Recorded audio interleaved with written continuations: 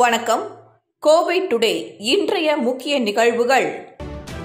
கோவை வனச்சரகம் தடாகம் பிரிவு மருதமலை சுற்று எல்லைக்குட்பட்ட மருதமலை சுப்பிரமணிய சுவாமி கோவில் அடிவாரம் பகுதியில் இருந்து 2 கிலோமீட்டர் வரை சாலையோர பகுதிகளில் 200 கிலோ நெகிழி குப்பைகள் அகற்றப்பட்டது.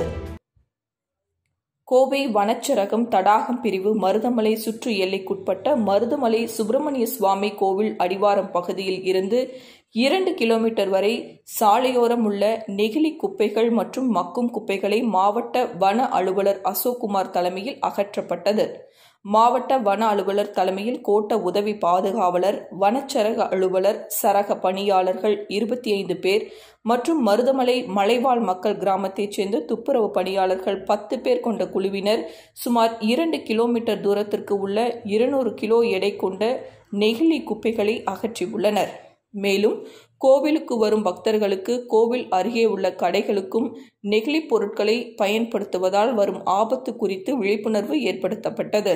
மேலும் கோவில் நிர்வாகிகளுடன் கலந்தாலோசனை செய்து கோவில் பகுதியில் வைக்கப்பட்டிருக்கும் கடைகளில் நெகிழி பைகள் பயன்படுத்துவதை தடுக்க வேண்டும் என கேட்டுக்கொள்ளப்பட்டது. கடந்த 2 தினங்களுக்கு முன்பு அப்பகுதியில் கிடந்த யானை சாணத்தில் பால் பாக்கெட் போன்ற நெகிழி கழிவுகள் இருந்தது சர்ச்சையை ஏற்படுத்தியது குறிப்பிடத்தக்கது. கோவை மாவட்டத்தில் நேற்று ஒரே நாளில் 981 பேருக்கு கொரோனா தொற்று உறுதி செய்யப்பட்டுள்ளது அதிர்ச்சியை ஏற்படுத்தியுள்ளது. கோவை மாவட்டத்தில் கொரோனா தொற்று நாளுக்கு நாள் அதிகரித்து வருகிறது. இதனை கட்டுப்படுத்த மாநில அரசு மற்றும் மாவட்ட நிர்வாகம் பல்வேறு நடவடிக்கைகள் மேற்கொண்டு வருகிறது. இதனால் கோவை மாவட்டத்தில் தற்போது கொரோனா தொற்று பாதிக்கப்பட்டவர்களின் எண்ணிக்கை குறைந்து வருகிறது. இந்த நிலையில் நேற்று கோவை மாவட்டத்தில் நேற்று ஒரே நாளில் மேலும் 981 பேருக்கு கொரோனா தொற்று உறுதி செய்யப்பட்டுள்ளது. இதன் மூலம் கோவையில் மொத்த பாதிப்பு அடைந்தோர் எண்ணிக்கை 2,58,414 அதிகரித்துள்ளது. அதேபோல கோவை மாவட்டத்தில் கொரோனா தொற்றுக்கு சிகிச்சை பலனின்றி நேற்று மேலும் ஒருவர் உயிரிழந்தார். இதன் மூலம் கோவையில் இதுவரை உயிரிழந்தவர்களின் எண்ணிக்கை 2,528 அதிகரித்துள்ளது. அதேபோல கோவை மாவட்டத்தில் கொரோனா தொற்று சிகிச்சை பெற்று வந்த 246 பேர் நேற்று குணமடைந்து வீடு திரும்பியுள்ளனர்.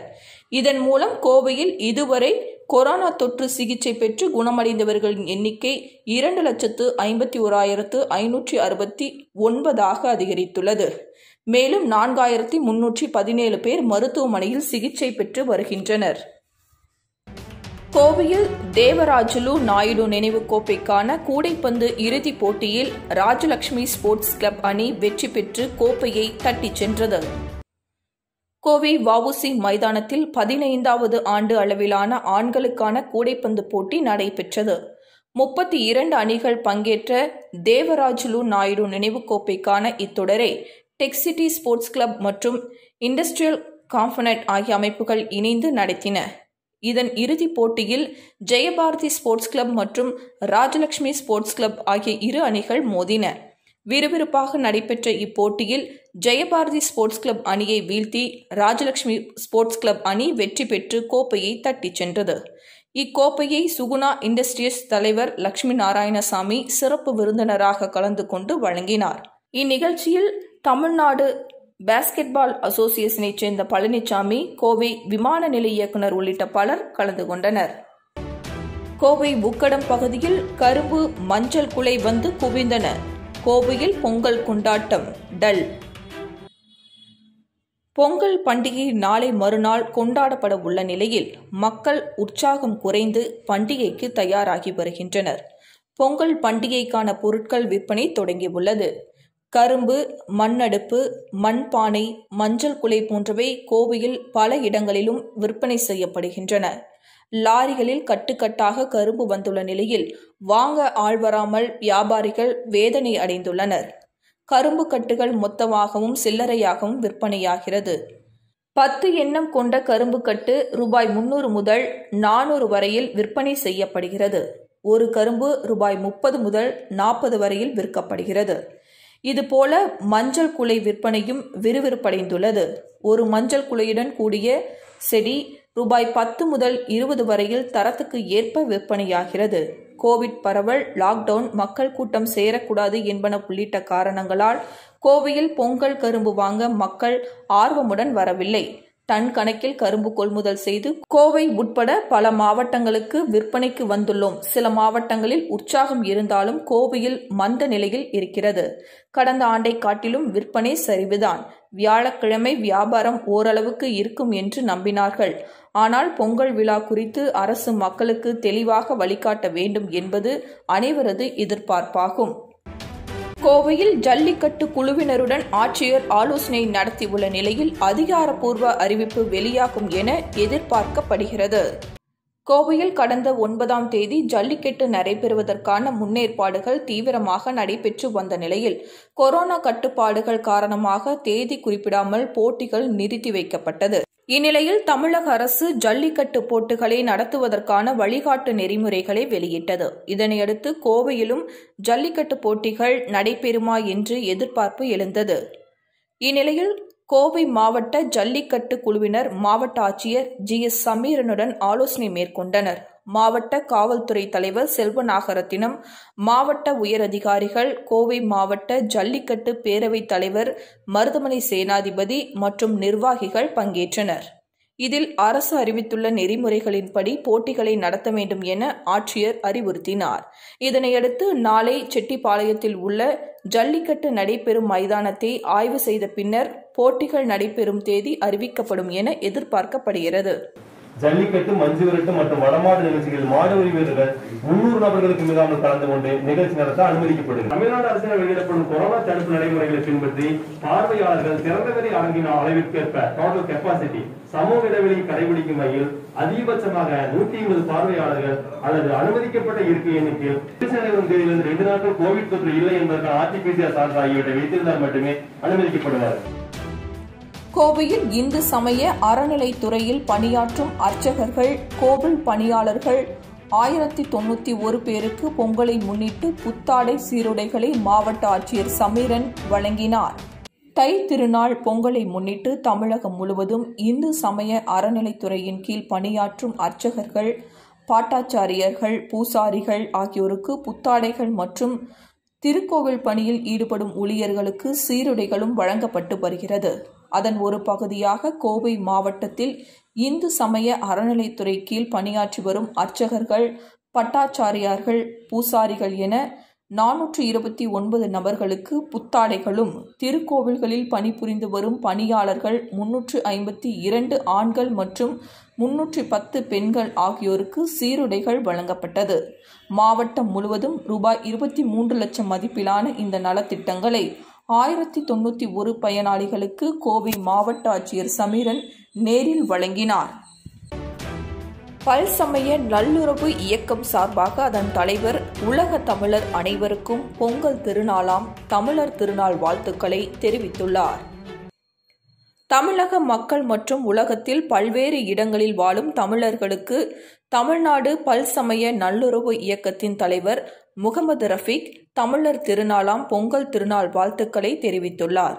அவர் வெளியிட்டுள்ள வாழ்த்து செய்தியில், உலகத்தில் வாழும் அனைத்து தமிழர்களும் பொங்கல் திருநாளாம் தமிழர் திருநாளில் சகோதரத்துவம், சமத்துவம் தழைத்து ஓங்கட்டும் என வாழ்த்து தெரிவித்துள்ளார். அதே நேரத்தில் உலகம் முழுவதும் பெரும் அச்சுறுத்தலை உருவாக்கி வரும் கொரோனா மற்றும் ஒமைக்ரான் வைரஸ் கட்டுப்படுத்துவதில் சிறப்பாக செயல்பட்டு வரும் தமிழக அரசுக்கு பொதுமக்களும் ஆதரவு கொடுத்து அரசு விதிமுறைகளை முறையாக பின்பற்றி நடக்க உறுதி கொள்வோம் என அவர் வெளியிட்டுள்ள வாழ்த்து செய்தியில் குறிப்பிட்டுள்ளார். வணக்கம். அனைவருக்கும் பல்சமய நல்லுறவு இயக்கத்தின் சார்பாக உலகத்தில் வாழும் அனைத்து தமிழர்களுக்கும் பொங்கல் திருநாளாம் தமிழர் திருநாள் நல்வாழ்த்துக்களை தெரிவித்துக் கொள்கிறேன். இந்த இனிய நாளில் சகோதரத்துவம், சமத்துவம் தலைத்தோங்க அனைவரும் உறுதியேற்போம் என இந்த நாளில் தெரிவித்துக் கொள்கிறேன். இன்று உலகெங்கும் ஒமைக்ரான் என்றும் கொரோனா என்று பரவி கொண்டிருக்கிறது. தமிழகத்திலும் இன்று மிக வேகமாக பரவி கொண்டிருக்கிறது. தமிழக அரசு கடும் நடவடிக்கை எடுத்து அதை கட்டுக்குள் கொண்டு வருவதற்கு மிகவும் பாடுபட்டு கொண்டிருக்கிறார்கள். தமிழக அரசுக்கு ஒத்துழைப்பு கொடுத்து முகக்கவசம் அணிந்து சமூக இடைவெளியை பின்பற்றி என்னென்ன கட்டுப்பாடுகளை விதித்ததோ அதையெல்லாம் நம்ம கடைபிடித்து கொரோனாவை இந்த இனிய நாளில் ஒழிப்போம் என அனைத்து மக்களுக்கும் தெரிவித்துக் கொள்கிறேன். கோவை புதூர் சுகுணாபுரம் புதுப்பிக்கப்பட்ட சோதனை சாவடியை மாநகர காவல் ஆணையாளர் பிரதீப் குமார் திறந்து வைத்தார். கோவை புதூர் சுகுணாபுரம் பகுதியில் புதுப்பிக்கப்பட்ட குனியமுத்தூர் காவல் நிலையத்திற்கு உட்பட்ட சோதனைச் சாவடி மற்றும் சிசிடிவி கேமராவை மாநகர காவல் ஆணையாளர் பிரதீப் குமார் திறந்து வைத்தார். இந்த நிகழ்ச்சியில் துணை ஆணையாளர் உமா, தெற்கு உதவி கமிஷனர் ரகுபதி ராஜா, குனியமுத்தூர் காவல் நிலைய ஆய்வாளர் பாலமுருகன், உதவி ஆய்வாளர்கள் கணேஷ்குமார், சின்ராஜ் உள்ளிட்ட பலர் கலந்து கொண்டனர். மேலும் சுகுணாபுரம் பகுதியில் உள்ள குற்றங்களை கண்காணிக்க மற்றும் வாகன சோதனைகளை மீண்டும் துரிதமாக கண்காணிக்க இந்த கேமரா உதவும் என காவல்துறை அதிகாரி கூறினார். ரயில் பயணிகள் எண்ணிக்கை அதிகரிப்பு, அதிக பெட்டிகள் இணைப்பு, ரயில்வே துறை தகவல். கோவை பயணிகளின் எண்ணிக்கை அதிகரித்துள்ளதால் இட நெருக்கடியை தீர்க்க ரயில்களில் கூடுதல் பெட்டிகளை இணைக்கப்படும் என ரயில்வே துறை அறிவித்துள்ளது. பண்டிகை காலம் என்பதால் ரயில்களில் பயணிகளின் எண்ணிக்கை அதிகரித்துள்ளது. இதனால் ரயில்களில் இட நெருக்கடி அதிகரித்துள்ளது. இதனால் கூடுதல் பெட்டிகள் இணைக்கப்படும் என ரயில்வே துறை அறிவித்துள்ளது. இதன்படி கோவை மயிலாடுதுறை இடையே இயக்கப்படும் ஜன்சதாப்தி எக்ஸ்பிரஸ் ரயில்களில் வரும் 10, 12, 13 ஆகிய தேதிகளில் கூடுதலாக 2 வகுப்பு இருக்கை வசதி பெட்டிகள் இணைக்கப்படும். கோவை நாகர்கோவில் கோவை இடையே இயக்கப்படும் எக்ஸ்பிரஸ் ரயில்களில் வரும் 12, 13, 14 ஆகிய தேதிகளில் கூடுதலாக 2 வகுப்பு படுக்கை வசதி பெட்டிகள் இணைக்கப்படும் என ரயில்வே நிர்வாகம் தெரிவித்துள்ளது.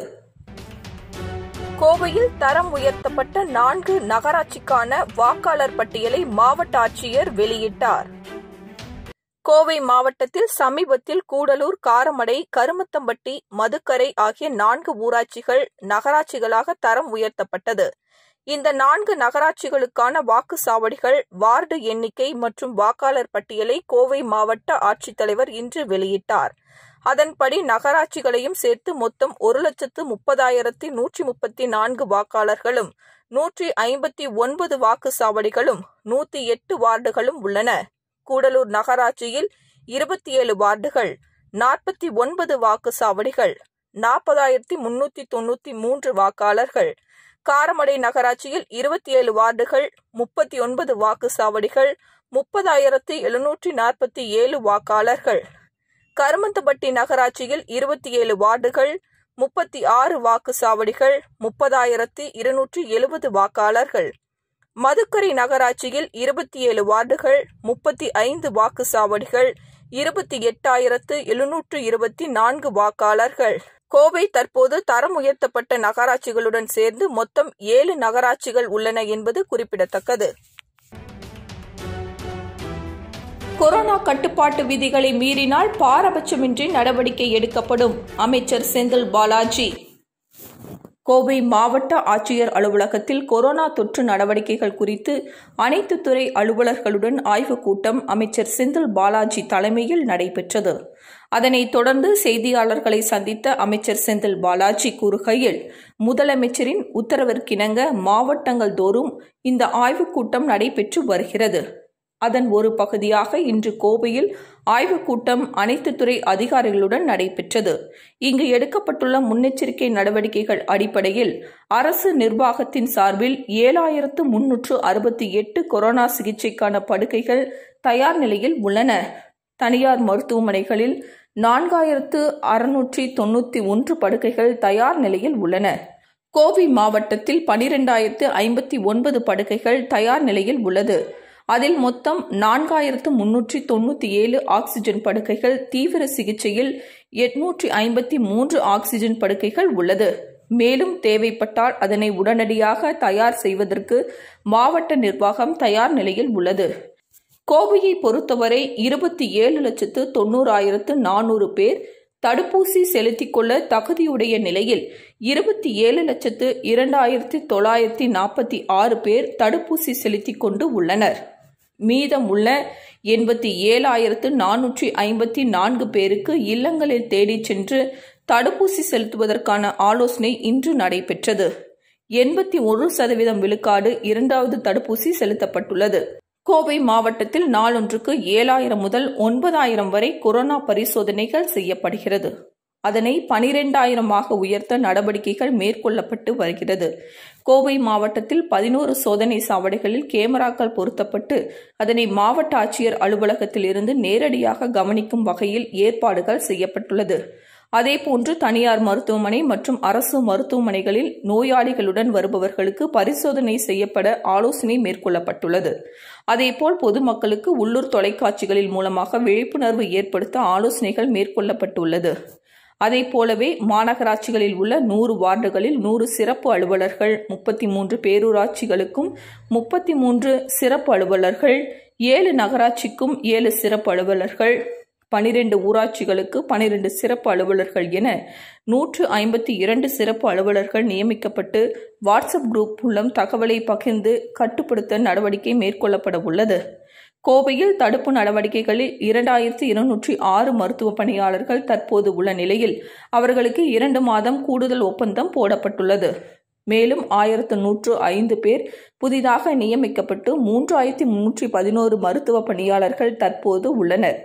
மக்கள் கொரோனா முன்னெச்சரிக்கை நடவடிக்கைகளை கட்டாயமாக கடைபிடிக்க வேண்டும். கோவையில் 15 to 18 வயதுடையவர்களில் 1,61,000 பேர் தடுப்பூசி செலுத்த வேண்டிய நிலையில் 1,04,752 பேர் மட்டுமே தற்போது வரை தடுப்பூசி செலுத்திக் கொண்டுள்ளனர். ஞாயிற்றுக்கிழமைகளில் முழு ஊரடங்கு போடப்பட்டுள்ளதால் அதற்கு முன்றைய தினம் அதிகமாக மளிகை கடைகளில் கூட்டம் கூடுவதை மக்கள் இயன்றவரை தவிர்க்க வேண்டும். மீறினால் கடும் நடவடிக்கைகள் எடுக்கப்படும்.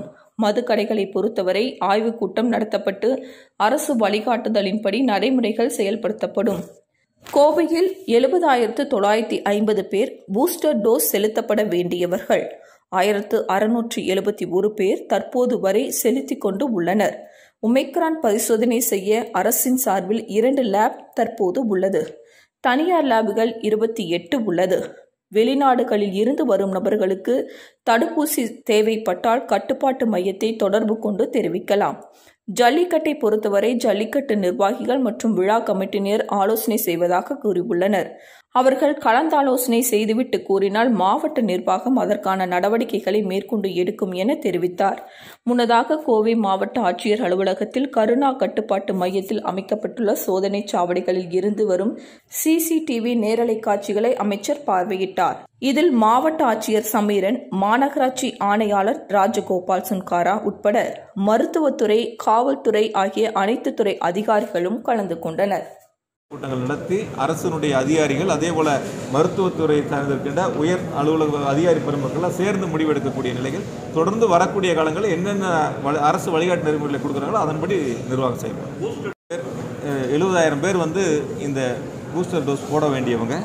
இப்போ 1,271 பேர் செலுத்தி கொண்டிருக்கின்றார்கள். மீதம் இருக்கக்கூடியவங்களுக்கு தொடர்ச்சியாக செலுத்துவதற்கான செலுத்துவதற்கான நடவடிக்கைகள் எடுக்கப்பட்டிருக்கின்றன. எனவே உங்களிடத்தில் நான் அன்போடு கேட்டுக்கொள்வது, மாவட்ட நிர்வாகத்தின் சார்பில் கேட்டுக்கொள்வது, அனைவரும் சேர்ந்து ஒரு விழிப்புணர்வை ஏற்படுத்துவோம். இந்த உள்ளூர் லோக்கல் சேனலை பொறுத்த வரைக்கும் எல்லா சேனலுடைய உரிமையாளர்களும் குறிப்பிட்ட நேரங்கள் இந்த விழிப்புணர்வுக்காக நீங்கள் செலவிடணும். அப்போ தான் மக்களிடத்தில் எடுத்து செல்ல முடியும். இங்கே உருவாக்கப்பட்டிருக்கின்ற கட்டுப்பாட்டு அறை, அந்த கட்டுப்பாட்டு அறையின் மூலமாக எந்தெந்த இடங்களில் இப்போ ஆக்சிஜன் வசதினா அதற்கான தனியாக அதிகாரிகள் நியமிக்கப்பட்டிருக்காங்க. அதேபோல் ஆம்புலன்ஸ்னால் அதற்கான அதிகாரிகள் நியமிக்கப்பட்டிருக்காங்க. மாவட்டத்தில் இருக்கக்கூடிய ஆம்புலன்ஸ் வசதிகள் அனைத்துமே GPS மூலமாக கண்காணிக்கப்பட்டு அதையும் ஒழுங்குபடுத்தப்பட்டிருக்கின்றன. எனவே சிறப்பான முன்னெச்சரிக்கை நடவடிக்கைகள் மேற்கொள்ளப்பட்டிருக்கின்றன. எவ்வளவு நடவடிக்கைகள் முன்னெச்சரிக்கை நடவடிக்கைகள் இருந்தாலும் கூட பொதுமக்களுடைய ஒத்துழைப்பு மிக முக்கியமானது. குறிப்பாக இன்னொன்று என்னன்னு கேட்டிங்கன்னா, ஒரு வீட்டில் ஒருத்தருக்கோ 2 பேர்த்துக்கோ அந்த தொற்று பரவல் வருகின்ற பொழுது மீதம் இருக்கக்கூடியவங்க குறைஞ்சபட்சம் 3 நாட்கள் அல்லது 5 நாட்கள் தங்களை தனிமைப்படுத்தி அதற்கு பிறகு அவங்க டெஸ்ட் எடுத்து அவங்களுக்கு நெகட்டிவ்னு வந்தால் தான் வெளியில் போகணும். சில பேர் என்னென்னா வீட்டில் இருக்கவங்களுக்கு வந்துருச்சுன்னா முதல் நாள் அன்றைக்கே அடுத்த நாள் டெஸ்ட் எடுத்துகிட்டு எனக்கு நெகட்டிவ் வந்துருச்சுன்னு வெளியில் போகிறாங்க. சில பேர்த்துக்கு ஒரு 3 நாட்கள் அல்லது 5 நாட்கள் கழித்து அவங்களுக்கு அந்த காய்ச்சலோ அல்லது இருமலோ சளிகளோ வருகின்ற பொழுது திரும்ப டெஸ்ட் எடுத்தால் அவங்களுக்கு அந்த பாசிட்டிவ் வருகின்ற பொழுது எனக்கு வந்துருச்சுங்கிறாங்க. இந்த 5 நாட்கள் அல்லது 3 நாட்கள் இடைவெளியில் நிறையா பேர் அவங்கனால அந்த பரவல் வந்துடுது. அதையும் நம்ம கட்டுப்படுத்துவதற்கான முன்னெச்சரிக்கை நடவடிக்கைகள் மேற்கொள்ளப்பட்டிருக்கின்றன. எனவே ஒரு சிறப்பான முன்னெச்சரிக்கை நடவடிக்கைகள் எடுக்கப்பட்ட நிலையில் அனைவருடைய ஒத்துழைப்பும் இதில் ரொம்ப முக்கியமானது. குறிப்பாக ஊடகம், பத்திரிகை சார்ந்தவர்கள் ஒரு விழிப்புணர்வை ஏற்படுத்தக்கூடிய வகையில் நீங்கள் உருவாக்குங்க. இன்னொன்று, மாவட்ட நிர்வாகத்தின் சார்பில் உங்களை பத்திரிகையாளர்லாம் உள்ளடக்கிய ஒரு வாட்ஸ்அப் குரூப்பு, அதில் நீங்கள் ஏதாவது பகுதிகளில் இந்த வழிகாட்டு நெறிமுறைகளை பின்பற்றாமல் தவறான இடங்கள் இருக்குது அல்லது அது பின்பற்றாத இடங்கள் இருக்குது அப்படின்னு உங்களுக்கு கண்டறியப்பட்டால் உடனடியாக நீங்கள் அதில் கருத்துக்களை சொல்லுகின்ற பொழுது மாவட்ட நிர்வாகத்தின் சார்பில் அதன் மீதும் நடவடிக்கை எடுப்பதற்கு வசதியாக இருக்கும். அதற்கும் நீங்கள் முழு ஒத்துழைப்பை கொடுக்க வேண்டும். நன்றி. அந்த பாதிப்புகளையும் இந்த நோய் தொற்று பரவாமல் தடுப்பதற்கான முன்னெச்சரிக்கை நடவடிக்கைகள் குறித்தும் தொடர்ந்து ஆய்வுக் கூட்டங்களை நடத்தி பல்வேறு ஆலோசனைகளையும் உத்தரவுகளையும் வழங்கியிருக்கின்றார்கள். முதலமைச்சருடைய உத்தரவின் அடிப்படையில் கோவை மாவட்ட நிர்வாகத்தின் சார்பில் மாவட்ட ஆட்சித்தலைவர்களுடைய தலைமையில் மாநகராட்சி ஆணையர் அவர்களும் இணைந்து அனைத்து துறைகளை சார்ந்திருக்கின்ற அதிகாரிகளும் அலுவலக பெருமக்களும் ஒன்றிணைந்து முன்னெச்சரிக்கை நடவடிக்கையாக பல்வேறு பணிகள் மேற்கொள்ளப்பட்டிருக்கின்றன. அதில் குறிப்பாக அரசு நிர்வாகத்தின் சார்பில் 7368 படுக்கைகள் அதாவது கொரோனா சிகிச்சைக்கான தயார் நிலையில் இருக்கின்றன. அதேபோல் தனியார் மருத்துவமனைகளை பொறுத்தவரை 4691 படுக்கைகள் இருக்கின்றன. மொத்தம் கோவை மாவட்டத்தில் 12059 படுக்கைகள் இந்த நோய் தொற்றால் பாதிக்கப்படுகின்றவர்களுக்கு சிகிச்சை அளிக்கக்கூடிய வகையில் முன்னெச்சரிக்கை நடவடிக்கையாக தயார் நிலையில் உள்ளன. இன்னும் தேவையான இந்த வசதிகள் தேவை ஏற்பட்டால் அதற்கும் ஏற்பாடு செய்வதற்கு மாவட்ட நிர்வாகம் தயார் நிலையில் இருக்கின்றன. கோவை மாவட்டத்தை பொறுத்தவரை இந்த தடுப்பூசிகள் என்பது மொத்தம் 27,90,400 பேர் தடுப்பூசி செலுத்திக் கொள்வதற்கு எண்ணிக்கை. அதில் 27,02,946 பேர் முதல் தவணைக்கான தடுப்பூசிகளை செலுத்தியிருக்கின்றார்கள். மீதம் இருக்கக்கூடிய 87,454 பேர் தனித்தனியாக கண்டறியப்பட்டு அவருடைய இல்லங்களுக்கு சென்று அந்த முதல் தவணை தடுப்பூசி செலுத்திக் கொள்வதற்காக இப்பொழுது ஆலோசிக்கப்பட்டு அதற்கான நடவடிக்கைகள் மேற்கொள்ளப்பட்டிருக்கின்றன. இரண்டாவது தவணையை பொறுத்தவரை 80.98 அதாவது 81 விழுக்காடு இரண்டாவது தவணை தடுப்பூசிகள் செலுத்தி கொண்டிருக்கின்றார்கள். இந்த முதல் தவணை செலுத்தியவர்கள் இரண்டாவது தவணை செலுத்தக்கூடிய அந்த காலகட்டங்களில் அவர்களுக்கு அந்த தேதியை நினைவூட்டக்கூடிய வகையில் மாவட்ட நிர்வாகத்தின் சார்பில் எடுத்து சொல்லப்பட்டு இரண்டாவது தவணையும் 100% தடுப்பூசி செலுத்தி கொண்ட மாவட்டம் கோவை என்ற நிலையை உருவாக்குவதற்காக நடவடிக்கைகள் மேற்கொள்ளப்பட்டிருக்கின்றன. அதேபோல் நம்முடைய மாவட்டத்தை பொறுத்தவரை நாளொன்றுக்கு 7000 முதல் 9000 வரை இந்த நோய் தொற்றால் எடுக்கப்படுகின்ற அந்த பரிசோதனைகள் செய்யப்படுகின்றன. அதை 12,000 உயர்த்துவதற்கான நடவடிக்கைகள் இப்பொழுது மேற்கொள்ளப்பட்டிருக்கின்றன. நம்முடைய கோவை மாவட்டத்தில் 11 இடங்களில் சோதனை சாவடிகள் கண்காணிப்பு என்பது மாவட்ட ஆட்சியர் அரங்கில் அந்த கேமரா மூலமாக இங்கிருந்து கண்காணிப்பதற்கான நடவடிக்கைகள் மேற்கொள்ளப்பட்டிருக்கின்றன. அதேபோல் தனியார் மருத்துவமனைகள் அல்லது மாவட்ட மருத்துவக் கல்லூரி மருத்துவமனைகள் அல்லது அரசு மருத்துவமனைகளில் நம் அருகாமையில் இருக்கக்கூடிய மாவட்டங்களிலிருந்து சிகிச்சைக்கு அழைத்து வரக்கூடியவர்களுக்கு அவர் உடன் வருபவர்களை அவர்களையும் கண்காணித்து அவர்களுக்கும் அந்த பரிசோதனைகள் செய்யப்பட்டு அவர்களுக்கு அந்த தொற்று இருக்கிறதா என்பதை பரிசோதனை மூலமாக அவர்களுக்கு தெரியப்படுத்தக்கூடிய வகையில் அதற்கான முன்னெச்சரிக்கை நடவடிக்கைகளும் மேற்கொள்வதற்காக ஆலோசிக்கப்பட்டிருக்கின்றன. மக்களுக்கு உள்ளூர் லோக்கல் சேனல் மூலமாக விழிப்புணர்வை ஏற்படுத்துவதற்கான அந்த பணிகளும் இப்பொழுது முன்னெடுக்கப்பட்டிருக்கின்றன. அதேபோல் மாநகராட்சியில் இருக்கக்கூடிய 100 வார்டுகளுக்கும் 100 சிறப்பு அலுவலர்கள், 33 பேரூராட்சிகளுக்கும் 33 சிறப்பு அலுவலர்கள், 7 நகராட்சிகளுக்கும் 7 சிறப்பு அலுவலர்கள், அதேபோல் 12 ஊராட்சி ஒன்றியங்களுக்கும் 12 சிறப்பு அலுவலர்கள் என மொத்தம் 152 பேர் சிறப்பு அலுவலர்கள் நியமிக்கப்பட்டு அவர்களுக்கு ஒரு வாட்ஸ்அப் குரூப் உருவாக்கப்படுகிறது.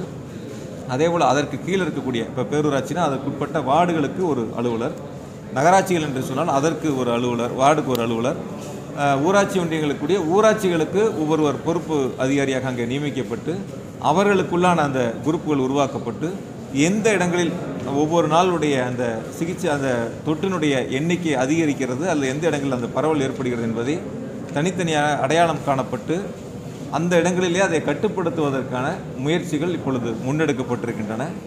எனவே நம்முடைய கோவை மாவட்டத்தை பொறுத்தவரை இந்த கொரோனா நோய் தொற்று தடுப்பு நடவடிக்கைகளில் 2206 பேர் மருத்துவ பணியாளர்கள் பணியில் இருக்கின்றார்கள். கூடுதலாக 2 மாத காலத்திற்கு அவர்களுக்கு ஒப்பந்த அடிப்படையில் 1105 பேர் இப்பொழுது நியமிக்கப்பட்டிருக்கின்றார்கள். மொத்தம் 3311 பேர் மருத்துவ பணியாளர்கள் இந்த நோய் தொற்றால் பாதிக்கப்படுகின்றவர்களுக்கு சிகிச்சை அளிக்கக்கூடியதற்கான நடவடிக்கைகளில் ஈடுபட்டிருக்கின்றார்கள். எனவே இந்த நிலைகளில் அதேபோல் திருமண மண்டபங்கள் அல்லது துக்க நிகழ்ச்சி போன்ற அந்த நிலைகளிலும் அதைத் தொடர்ந்து அந்த பொறுப்பு அதிகாரியாக நியமிக்கப்படக்கூடியவர்கள் அதையும் கண்காணித்து அரசினுடைய வழிகாட்டு நெறிமுறைகளுக்கு உட்பட்டு அதை கட்டுப்படுத்துவதற்கான நடவடிக்கைகள் மேற்கொள்ளப்பட்டிருக்கின்றன. எனவே கோவை மாவட்டத்தில் வரக்கூடிய காலங்களில் இந்த நோய் தொற்றால் பாதிக்கப்படுகின்றவர்களுடைய எண்ணிக்கை அதிகரிக்காத அளவிற்கு நடவடிக்கைகள், முன்னெச்சரிக்கை நடவடிக்கைகள் முதலமைச்சருடைய வழிகாட்டுதல்படி எடுக்கப்பட்டிருக்கின்றன. முன்னெச்சரிக்கை நடவடிக்கைகளோடு சேர்த்து இப்போ அதுதான் சொன்னேனே, இப்போ இருக்கக்கூடிய இப்போ பேரூராட்சினா வார்டுகள், நகராட்சினா வார்டுகள், அதே போல் மாநகராட்சியினுடைய வார்டுகள் என அந்தந்த பகுதிகளில் அங்கேயே கட்டுப்படுத்தக்கூடிய அளவிற்கு பொறுப்பு அதிகாரிகள் இப்பொழுது நியமிக்கப்பட்டு பணிகளை மேற்கொள்கின்றார்கள். எனவே வரக்கூடிய காலங்களில் இந்த எண்ணிக்கை அதிகரிப்பு என்பது குறைக்கக்கூடிய அளவிற்கு அல்லது அதிகரிக்காத அளவிற்கு முன்னெச்சரிக்கை நடவடிக்கைகள் மேற்கொள்ளப்பட்டிருக்கின்றன. இன்னும் ரொம்ப முக்கியமானது ஒரு விழிப்புணர்வு என்பது மிக முக்கியமானது. நிறைய பேர் என்ன நினைக்கிறாங்க அப்படின்னு கேட்டிங்கன்னா, இது 3வது அலை பெரிய அளவில் ஒரு தாக்கத்தை ஏற்படுத்தாது, வந்து போயிடும் அப்படிங்கிற மாதிரி ஒரு பரவலான பேச்சுக்கள் உருவாகின்றன. அப்படி யாருக்கும் அந்த பாதிப்புகள் இல்லை அப்படின்னு நிலைகள் ஏற்படுகின்ற பொழுது என்னென்னு கேட்டிங்கன்னா, எல்லாத்துக்கும் யாருக்கெல்லாம் உடம்புல எதிர்ப்பு சக்திகள் இருக்கோ அவங்களுக்கு வந்து போகக்கூடிய நிலைகள் இருக்கலாம். சில பேருக்கு எதிர்ப்பு சக்திகள் குறைவாக இருக்கக்கூடிய அந்த நிலைகளில் இருக்கக்கூடியவங்களுக்கு தான் இப்போ அந்த இறப்பு எண்ணிக்கைகள் வருது. ஏன்னா இந்த இறப்பு இல்லாமல் இருந்ததுன்னா அனைவருக்கும் வந்துட்டு போயிடும் அப்படிங்கிற ஒரு சகஜமான நிலைகளுக்கு எடுத்துக்கலாம். இப்போ 1-2 இறப்புகள் ஏற்படுகிறது அப்படின்னா அதை எதிர்கொள்ளக்கூடிய அந்த எதிர்ப்பு சக்திகள் இல்லை, அதனால் அந்த இறப்புகள் ஏற்படுகிறது. அதற்கு நம்ம ரொம்ப முக்கியமான காரணம் நம்ம விழிப்புணர்வை ஏற்படுத்தணும். எல்லாருமே இப்போ இரவு நேர ஊரடங்குனா அதை மக்கள் ஒத்துழைப்பு கொடுக்கணும், முழுமையாக கடைபிடிக்கணும். ஞாயிற்றுக்கிழமை முழு ஊரடங்கு அப்படின்னா அதுவும் பொதுமக்கள் முழு ஒத்துழைப்பு கொடுத்து முழுமையாக அதை கடைபிடிக்கணும். அந்த நிலைகளில் நீங்கள் இதை செஞ்சு பத்திரிகையாளர்கள் அனைவரும் சேர்ந்து இந்த விழிப்புணர்வை மக்கள்கிட்ட எடுத்துகிட்டு போகலாம்.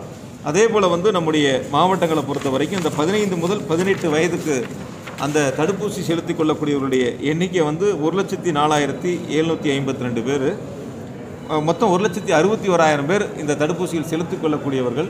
அதில் 1,04,000 பேர் இப்போ தடுப்பூசிகள் செலுத்தி கொண்டிருக்கின்றார்கள். மீதம் இருக்கக்கூடியவர்கள் 2 நாட்களில் முழுவதுமாக அவர்களும் அந்த தடுப்பூசி செலுத்திக் கொள்ளக்கூடிய அந்த நிலைகளை எடுக்கக்கூடிய அளவிற்கு முன்னெச்சரிக்கை நடவடிக்கைகள் எடுக்கப்பட்டிருக்கின்றன. போய் அந்த பொருட்கள் வாங்குவதனால தான் அந்த விதமான பாதிப்புகள் ஏற்படுகின்றன. இப்போ ஏதாவது முக்கியமான ஒரு காய்கறி கடைனா கூட 2 நாட்கள் அந்த பழங்கள்லாம் அழுகிரும், அதனால் நம்ம போய் வாங்கணும்னு சொல்லலாம். மளிகை கடையில் வாங்கக்கூடிய பொருட்கள் வாரம் முழுவதும் வாங்கக்கூடிய நிலைகள் இனி வரக்கூடிய காலங்களில் சனிக்கிழமையில் அனைத்து கடையினுடைய அந்த வணிக பெருமக்களுக்கும் அவங்க சங்கத்தை அழைச்சி அது போன்ற கூட்டங்கள் கூடக்கூடாது அப்படிங்கிறது இப்போ என்ன சொல்லியிருக்கோன்னா, அவங்களுக்கு ஒரு எச்சரிக்கையாக எடுத்து சொல்லக்கூடியவங்களை இனிமேல் அதையும் மீறி எந்த இடங்கள்லாம் கூட்டங்கள் அதிகமாக கூடுதோ கண்டிப்பாக மாவட்ட நிர்வாகத்தின் சார்பில் கடுமையான நடவடிக்கைகள் இருக்கும். ஏன்னா இதில் எந்த விதமான வெறுப்பும் பார்க்காம அரசினுடைய வழிகாட்டு நெறிமுறைகளுக்கு ஒத்துழைப்பு கொடுக்கின்ற பொழுது தான் இந்த நோய் தொற்றினுடைய எண்ணிக்கை அதிகரிப்பதை நம்மால் குறைக்க முடியும். ஆக அதற்கு பொதுமக்கள் முழு ஒத்துழைப்பு கொடுக்கணும். அந்த ஒத்துழைப்புகளிலிருந்து சில பேர் தவறுகின்ற பொழுது கண்டிப்பாக மாவட்ட நிர்வாகத்தின் சார்பில் நடவடிக்கைகள் கண்டிப்பாக இருக்கும். அந்த அளவுக்கு நம்ம டெஸ்ட் எடுக்கக்கூடிய அளவிற்கான ஏற்பாடுகள் செய்யப்பட்டிருக்குன்னா, அரசின் சார்பில் 2 இடங்களில் அந்த டெஸ்ட் எடுக்கக்கூடிய அந்த லேப் இருக்குது. அதே போல் தனியாரை பொறுத்த வரைக்கும் 28 லேப் இருக்குது. கட்டாயம் இப்போ எப்படி சிறப்பு அலுவலர்கள் நியமிக்கப்பட்டிருக்கின்றார்களோ அதுபோல் ஒவ்வொரு நகராட்சி பேரூராட்சி பகுதிகளிலும் அந்த டெஸ்ட் எடுக்கக்கூடிய நிலைகளில் தொடங்கப்பட்டு அங்கிருந்து கொண்டு லேபில் டெஸ்ட் எடுத்து அதற்கான முன்னெச்சரிக்கை நடவடிக்கைகள் மேற்கொள்ளப்பட்டிருக்கு. கொரோனா பராமரிப்பு மையத்தில் 219 இருக்குது. மொத்தம் தனியாரோடு சேர்த்துனா 4,397 ஆக்சிஜன் பெட்டு மட்டும் இருக்குது. தீவிர சிகிச்சை 853 பெட் இருக்குது, அதிலும் ஆக்சிஜன் இருக்குது. அதாவது சாதாரண படுக்கைங்கிறது இந்த 12,059 6,800 படுக்கைகள் தான் சாதாரண படுக்கை. மீது எல்லாமே ஆக்சிஜன் வசதி தீவிர சிகிச்சை பிரிவு. அதனால் அதற்கு கூடுதலான படுக்கைகள் தேவை என்றாலும் கூட அல்லது கூடுதலான ஆக்சிஜன் வசதிகள் தேவை என்றாலும் கூட ஏற்படுத்துவதற்கு மாவட்ட நிர்வாகம் அனைத்தையும் தயார் நிலையில் தான் வச்சிருக்கு. தேவையான ஏற்பாடுகள் செய்யப்பட்டிருக்கு. சம்பந்தமான யார் யார் தேவை என்பதை கட்டுப்பாட்டு அறிக்கை எடுத்து சொல்கிறாங்களோ அதுக்கு உண்டான ஏற்பாடுகள் செய்வதற்கு மாவட்ட நிர்வாகத்தின் சார்பில் முன்னெச்சரிக்கை எடுத்துருக்குறாங்க. என்னென்ன இப்போ நீங்கள் யாராவது ஒருத்தருக்கு போட வேண்டியது இருக்குன்னா அவங்க என்ன போடணும்னு எடுத்து சொன்னீங்கன்னா கண்டிப்பாக அதற்கான நடவடிக்கைகள் எடுக்கப்படும். இது வரைக்கும் நேற்று அதாவது அரசினுடைய வழிகாட்டு நெறிமுறைகள் வந்திருக்கு. அதன் அடிப்படையில் அந்த விழா குழுவினர் கலந்து பேசி முடிவெடுத்து சொல்வதாக சொல்லியிருக்கின்றார்கள். அவர்கள் நடத்துவதற்கான அந்த கலந்து பேசி விழா குழுவினர் முடிவெடுத்து சொல்லுகின்ற பொழுது அதற்கு அடுத்த மேல் நடவடிக்கைகளை மாவட்ட நிர்வாகம் எடுக்கும். இன்றைய கோவை டுடே நிறைவடைகிறது.